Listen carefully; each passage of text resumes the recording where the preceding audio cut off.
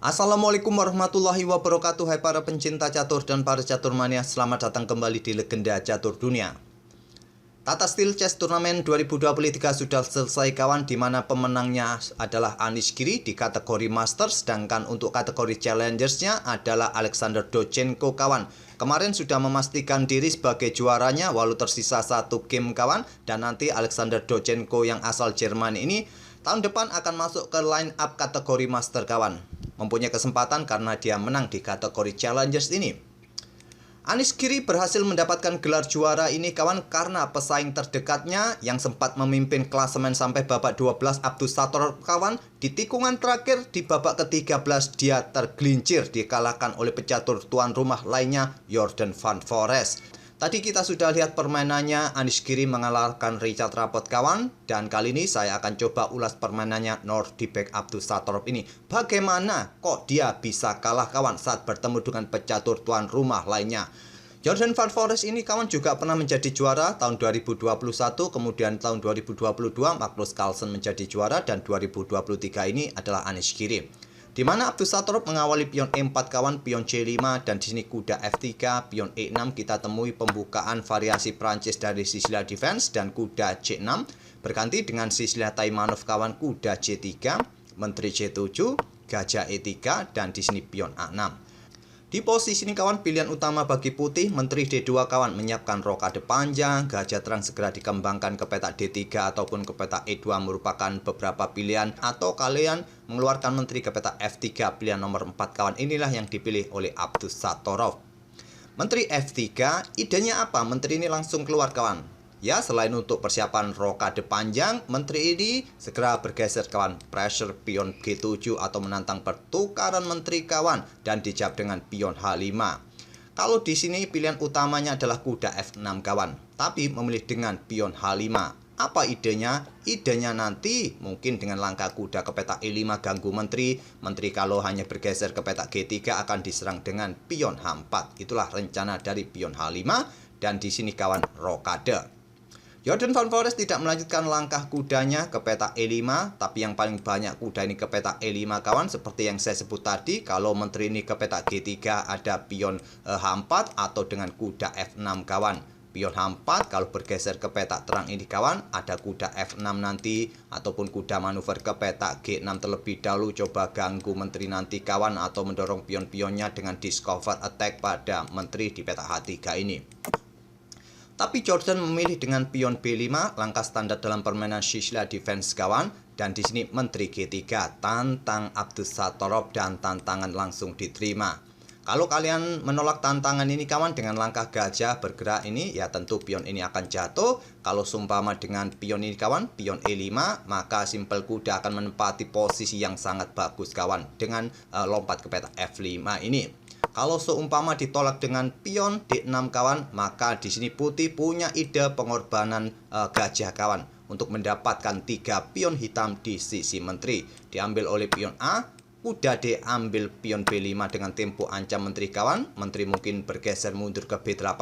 Kuda ambil pion tempo skak, di sini diambil balik oleh gajah, diambil balik oleh benteng. Coba lihat dengan pengorbanan seperti ini, putih mempunyai calon pion yang cukup masif di sayap menteri kawan, 3 pion yang begitu leluasa. Ada ide benteng segera ditumpuk, ini juga akan merepotkan bagi hitam kawan.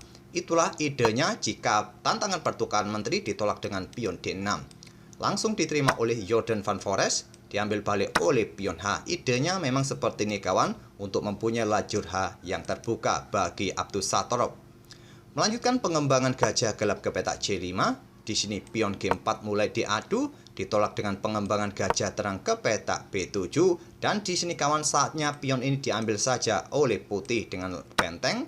Diambil balik dengan pion kawan, mungkin yang tidak disukai oleh Abdus Satorov ada kuda nanti. Coba pressure pion pusat atau pion yang ada di petak H5 ini, kalian bisa melanjutkan pertahankan dengan gajah E2, dan mungkin di sini akan sedikit berlanjut dengan langkah benteng C8 ataupun dengan langkah pertukaran gajah sikat kuda, dihantam balik, dan seterusnya kawan. Tapi paling tidak nanti putih tidak mempunyai pion yang lama-lama bertumpuk di lajur G ini. Ya, secara prinsipal langkah pertukaran memang sangat logis kawan untuk dilanjutkan, baik dengan benteng terlebih dahulu. Pion F3 dipilih oleh Abdus Satrop, dan di sini pion baiknya didorong kawan karena ditolak oleh putih, tapi memilih dengan langkah pion G6. Kuda F5 mencoba membuat tantangan pertukaran kawan. Kalau diambil dengan pion di sini kuda ini, maka gajah juga akan tewas. Jordan Van Forests memilih pertukaran, gajah diambil balik oleh kuda dan rajanya bergerak naik ke peta E7.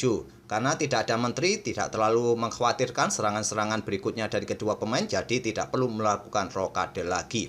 Dan Abdus Satrop melanjutkan pengembangan gajah E2, pion D6 kawan. Di sini pion G5, lanjut Abdus Satrop ditantang dengan pion F6. Dan di sini kawan, mungkin bagi kita untuk melepaskan pion yang bertumpuk sebaiknya diadu langsung. Tapi memang terlihat akan memberikan kesempatan bagi kuda berkembang. Di sini kalian bisa melanjutkan menyerang di sisi menteri dengan pion A4 kawan. Tapi menurut Stockfish, pion F4 merupakan pilihan terkuat. Inilah yang dipilih oleh Abdus Satrop. Tapi jangka panjangnya ini juga kurang bagus kawan. Karena putih masih mempunyai kelemahan pion-pion yang terpisah. Begitu banyak, ada 3 pion bertumpuk di lajur G dan ada 1 pion terpisah di lajur E ini kawan. Dan inilah yang terjadi di game ini kawan. Setelah baku hantam tadi oleh Jordan Van Forests, diambil balik menggunakan pion F. Lanjut Abdus Satrop, kuda E5, coba manuver sampai peta F7 kawan. Memang terlihat adanya pion ini menyulitkan bagi pengembangan kuda kawan. Tapi coba lihat, pion ini mudah juga untuk direbut oleh Jordan Van Forests nanti. Benteng D4 dan di sini benteng D8. Langkah terbaiknya menurut Stockfish, kuda kembali ke peta C6 untuk ancam benteng kawan. Tapi memilih untuk menempatkan bentengnya di lajur D karena terindikasi benteng ini segera ditumpuk oleh Abdus Satrop. Oleh karena itu, ya sesegera mungkin pertahankan peta D6-nya dengan benteng. Dan di sini kawan, posisi putih sudah terlihat cukup bagus, cukup lumayan karena adanya langkah yang kurang akurat dengan benteng D8 tadi. Stockfish menyarankan dengan pion A4 kawan.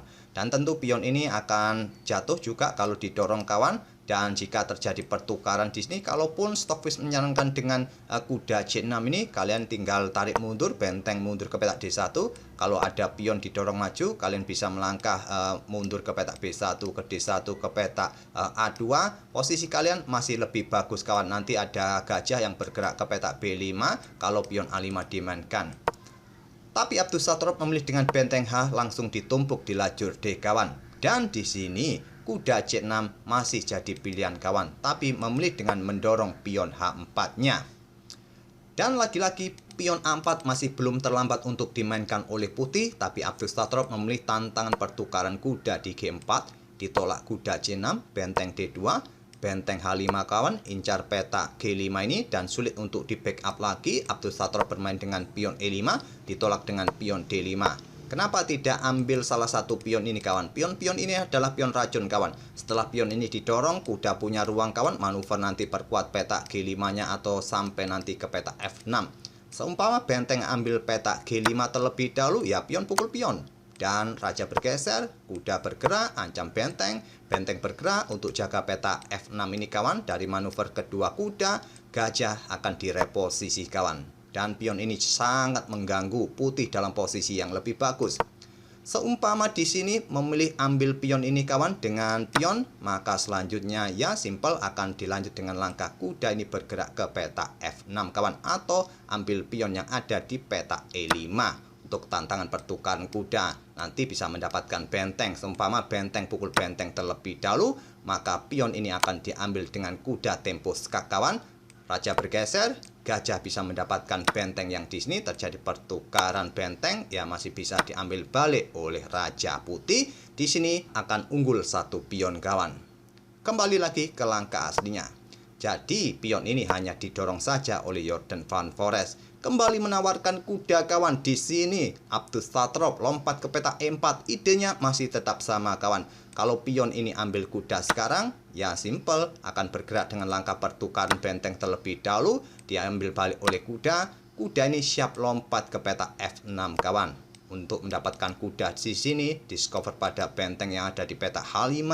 Kalaupun di sini, kalau Stockfish menyarankan ambil pion yang ada di peta G5 ini kawan, dan akan berlanjut dengan langkah benteng bergerak ke peta D7 skak, raja bergeser kawan ke peta F8, dan benteng ambil kuda skak, dan seterusnya kawan. Itulah efeknya jika kuda ini diambil oleh pion. Tidak berani bermain dengan langkah gajah mundur ke petak J8, dibalas dengan langkah kuda G bergerak ke petak F6. Saran Stockfish adalah kuda G ini mundur ke petak F2 kawan, untuk mencari keseimbangan tapi melangkah aktif ke petak F6. Benteng mundur ke petak H8, kuda pukul kuda, diambil balik oleh benteng, bukan benteng H yang ambil kawan, tapi memilih benteng D yang ambil agar terhindar dari discover ancaman pada kuda. Kuda bergerak ke petak F6, di sini benteng kembali ke petak D8 dan dilanjut dengan langkah benteng E1 karena posisi pion ini dalam ancaman kuda kawan. Berharap nanti bisa discover di sini nanti. Dilanjut dengan pion H3 oleh Jordan Van Foreest untuk segera membuka lajur bagi bentengnya kawan, bukan pilihan terbaik. Pilihan terbaik adalah tetap ambil kuda ini. Maksud saya ambil pion ini kawan dengan kuda. Kemungkinan akan dibalas dengan langkah gajah G4, kuda pukul gajah diambil balik, ataupun juga melakukan discover, ambil pion yang ada di petak B5, tidak terlalu disarankan dengan discover semacam ini kawan. Tapi memilih mendorong pion di sini dan diterima, pion G pukul pion H3, benteng ambil balik pion H3, dan gajah G4 ancam benteng. Gajah D3 pilihan terbaik untuk pressure pion yang di sini membuka akses bagi benteng, menjaga yang ada di petak E5 ataupun benteng nanti juga punya kesempatan untuk membackup pion ini kawan.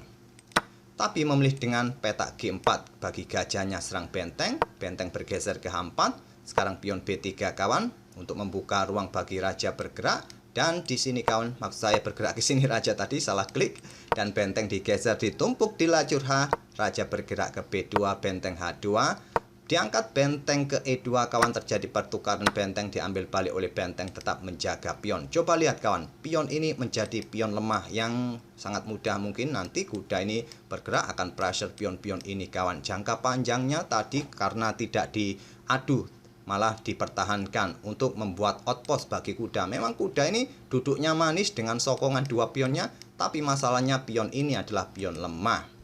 Permainan berlanjut dengan pion A5, pion A3 di sini, gajah bergerak ke petak A6 dan di sini benteng turun ke E1 untuk menghindari discover, tetap menjaga pion E5, dijawab dengan pion B4 dan di sini kawan langkah terbaik harusnya bisa diambil oleh Abdus Satrob dengan benteng A1, tapi memilih menutup permainan kawan di sisi menteri ini.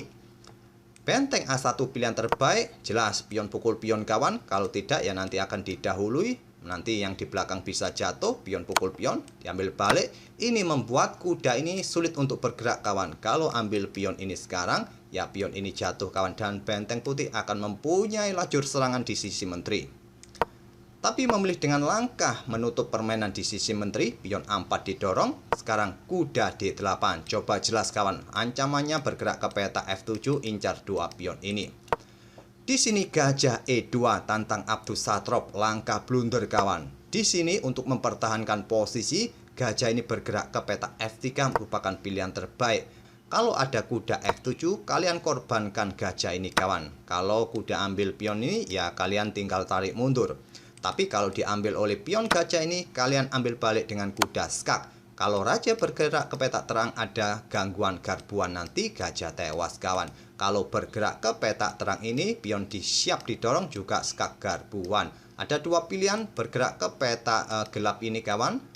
Ke petak F8 ke petak D8. Kalau ke petak terang ini sama skak garbuan. Kalau raja ini bergerak mundur ke petak-petak ini pion ini siap didorong kawan. Anggap contoh raja ini bergerak ke petak F8 saja kawan, maka pion E6, kuda lompat ke petak D6. Di sini ada kuda F4 kawan, pressure pion yang di sini. Kalau di sini di backup dengan raja bergerak ke G7, kalian bisa bergeser dengan benteng, serang kuda dan siap melakukan skak juga di baris ke-7 nanti. Akan memberikan kesempatan menang bagi putih kalau salah melangkah dengan tantangan pertukaran tadi, pengorbanan gajah ambil petak D5. Tapi memilih tantangan pertukaran gajah dan simpel diladeni, selanjutnya kuda F7 dan sulit untuk mempertahankan dua pion sekaligus kawan. Abdus Satrob belum mau menyerah, bermain dengan pion C3, pion B pukul pion C3, diambil balik oleh raja, kuda ambil pion G5, Abdus Satrob minus 1 pion dan pion di lajur G ini cukup berbahaya ke depannya kawan. Abdus Satrob belum mau menyerah kawan, mendorong pion B4-nya. Ya baiknya benteng diangkat terlebih dahulu untuk menjaga potensi skak di sini kawan. Tapi langsung mendorong benteng H3 skak, raja terpaksa mundur kawan, di sini pion pukul pion. benteng C2 akhirnya mempunyai jalan keluar untuk bermain benteng ini kawan, tapi melepaskan pion di sini. Kuda F3 ingin rebut pion kawan, ataupun potensi bergerak ke petak D4 untuk memberikan dukungan bagi bentengnya nanti. Kuda G4 pertahankan pion, kuda D4 dan benteng bergerak naik. Di sini benteng B3 skak, bergeser kawan, kena skak lagi, bergeser kawan, diambil pion yang ada di petak A4. Kuda F6 kawan, memberikan ancaman di sini, tapi selepas pion B3 ini, Abdussatrov menyerah di langkah ke-49. Dan apabila permainan tetap dilanjutkan, benteng melakukan skak di sini, ada pilihan bagi raja bergerak ke petak-petak gelap ini. Kalau skak di peta E8, ya raja tinggal bergeser saja, masih ada ruang untuk bergerak. Tapi kalian juga harus memperhatikan posisi pion ini kawan, cukup merepotkan nanti. Tak perlu kita lanjutkan sampai skak mat ataupun sampai pion ini jadi menteri baru kawan. Kalian pasti paham untuk melanjutkan game mudah seperti ini. Oke, itulah kawan kekalahan Abdussatrov. Satu-satunya kekalahan di event ini kawan. Di tikungan terakhir kalah dari pecatur tuan rumah Jorden van Foreest. Harusnya Anish Giri ini berterima kasih pada rekannya Jorden van Foreest karena memberikan kemenangan bagi Anish Giri. Maksudnya membantu untuk menjadi juara event edisi ke-85 ini. Event selanjutnya ada Grand Prix wanita kawan, Women Grand Prix dimulai tanggal 1 besok ataupun juga besok lusa kalau tidak salah kawan, gamenya akan dimainkan, ataupun juga turnamen online gabungan dari Champion Chess Tour dan Global Chess Championship kawan yang akan dimulai sekitar tanggal 6 tanggal 7 Februari, 1 minggu ke depan kawan. Oke, semoga permainan dari kedua pemain tadi bisa menghibur kalian dan kita akan bertemu di video-video berikutnya. Terima kasih. Wassalamualaikum warahmatullahi wabarakatuh.